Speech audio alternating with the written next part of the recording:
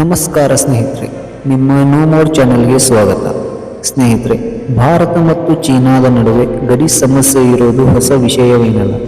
ನೆರೆಹೊರೆಯಲ್ಲಿರುವ ಉಭಯ ದೇಶಗಳು ಪರಸ್ಪರ ಜಗಳದಲ್ಲಿ ನಿರತರಾಗಿರುವುದು ದೂರದ ಅಮೆರಿಕಕ್ಕೆ ಖುಷಿಯ ವಿಚಾರವೇ ಆಗಿತ್ತು. ಗೆಳೆತನದ ಮುಖವಾಡ ತೊಟ್ಟು ಭಾರತದ ಜೊತೆ ಆಗಾಗ ಕೈ ಕುಲುಕಿಸಲು ಮುಂದಾಗುತ್ತಿದ್ದ ಅಮೆರಿಕ ಒಳಗೊಳಗೆ ಭಾರತದ ಮಗ್ಗಲು ಮುಳ್ಳಾಗುವ ಎಲ್ಲ ಲಕ್ಷಣಗಳನ್ನು ಬಾಂಗ್ಲಾ ಗಲಭೆಯ ಮೂಲಕ ತೋರ್ಪಡಿಸಿತ್ತು.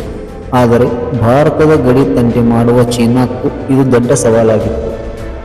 ಇತ್ತೀಚೆಗೆ ಭಾರತದ ನೆರೆ ದೇಶ ಬಾಂಗ್ಲಾದೇಶದಲ್ಲಿ ನಡೆದ ಭೀಕರ ಹಿಂಸಾಚಾರ ಮತ್ತು ಗಲಭೆ, ಅದರಿಂದ ಏಷ್ಯಾ ದೇಶಗಳಲ್ಲಿ ಉಂಟಾದ ಆಂತರಿಕ ಕಳವಳ ಎಲ್ಲರೂ ಗೊತ್ತಿರೋ ವಿಚಾರವೇ. ಬಾಂಗ್ಲಾ ಗಲಭೆಯ ಹಿಂದೆ ದೂರದ ದೊಡ್ಡ ದೇಶವೊಂದರ ಕೈವಾಡ ಇದೆ ಎಂದು ಬಾಂಗ್ಲಾದ ಅಂದಿನ ಪ್ರಧಾನಿ ಶೇಖ್ ಹಸೀನಾ ಗಂಭೀರ ಆರೋಪ ಮಾಡಿದ್ದರು. ಅದು ಮತ್ತಾರೂ ಅಲ್ಲ, ಅದು ಅಮೆರಿಕವೇ ಎಂಬ ನಮ್ಮ ಸತ್ಯ ಹೊರಬಿದ್ದರೂ ಯಾರೂ ಏನೂ ಮಾಡುವಂತಿರಲಿಲ್ಲ, ಹೇಳುವಂತಿರಲಿಲ್ಲ. ಭಾರತವು ಅಮೆರಿಕದ ವಿರುದ್ಧ ನೇರವಾಗಿ ಏನನ್ನೂ ಮಾಡಲಾಗದೆ ಕೈಕಟ್ಟಿ ಕೂತಂತೆ ನಟಿಸಲೇಬೇಕಿತ್ತು. ಆದರೆ ಎದೆಯ ಕುದಿಯನ್ನು ಎಷ್ಟು ದಿನ ತಾನೇ ಇಟ್ಟುಕೊಂಡು ಸುಮ್ಮನಿರಲು ಸಾಧ್ಯ ಹೇಳಿ?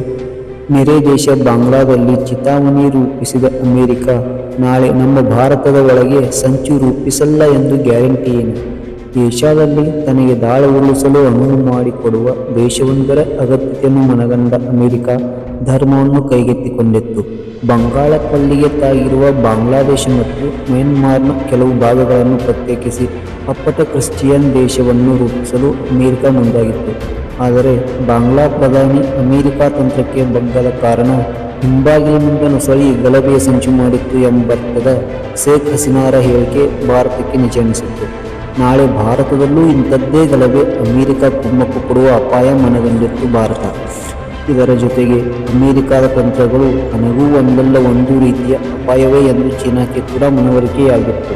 ಭಾರತದ ರಾಷ್ಟ್ರೀಯ ಭದ್ರತಾ ಸಲಹೆಗಾರ ಅಜಿತ್ ದೋವಲ್ ಮತ್ತು ಚೀನಾದ ವಿದೇಶಾಂಗ ಸಚಿವ ವಾಂಗ್ ಯು ರಷ್ಯಾದ ಸೇಂಟ್ ಪೀಟರ್ಸ್ಬರ್ಗ್ನಲ್ಲಿ ಬ್ರಿಕ್ಸ್ ರಾಷ್ಟ್ರಗಳ ಹಿರಿಯ ಅಧಿಕಾರಿಗಳ ಸಭೆಯಲ್ಲಿ ಭೇಟಿಯಾಗಿ ಈ ಇಬ್ಬರ ಮಾತುಕತೆಯು ಉಭಯ ದೇಶಗಳು 4 ಪ್ರದೇಶದಿಂದ ಸೇನೆಯನ್ನು ಹಿಂಪಡೆಯಲು ಒಪ್ಪಿಗೆ ಸೂಚಿಸಿವೆ. ಇದು ಭಾರತ ಮತ್ತು ಚೀನಾ ಗಡಿಯಲ್ಲಿ ಶಾಂತಿ ನೆಲೆಸುವ ಸಂದೇಶ ಹೊರಹಾಕಿದ್ದು ಅಮೆರಿಕಕ್ಕೆ ಸೂಜಿ ಮುನಿಯಲ್ಲಿ ತಿಳಿದಂತಾಗಿದೆ. ನಮ್ಮೊಳಗಿನ ವೈರತ್ವ ಏನೇ ಇದ್ದರೂ ನಾವು ಸದಾ ನೆರೆಹೊರೆಯವರು. ನಮ್ಮಲ್ಲಿ ಕಿರಿಕಿರಿ ಜಗಳಗಳೇನೇ ಇದ್ದರೂ ಅಮೆರಿಕದ ದಾಳಕ್ಕೆ ಬಾಂಗ್ಲಾ ಬಲಿಯಾದಂತೆ ಏಷ್ಯಾದ ಬಲಿಷ್ಠ ದೇಶಗಳಾದ ನಾವು ಬಲಿಯಾಗಬಾರದು. ಭಾರತ ಮತ್ತು ಚೀನಾಗಳ ಈ ಯೋಜನೆಯ ಪ್ರತಿಫಲ ಇಂದು ರಷ್ಯಾದಲ್ಲಿ ಹೊರಬಿದ್ದಿದೆ. ಅಜಿತ್ ದೋವಲ್ ರವರ ಮಾತುಕತೆಯಿಂದ ಭಾರತ ಚೀನಾ ಗಡಿ ಸಮಸ್ಯೆಗೆ ಪರಿಹಾರ ಹೊರಹೊಮ್ಮಿದೆ.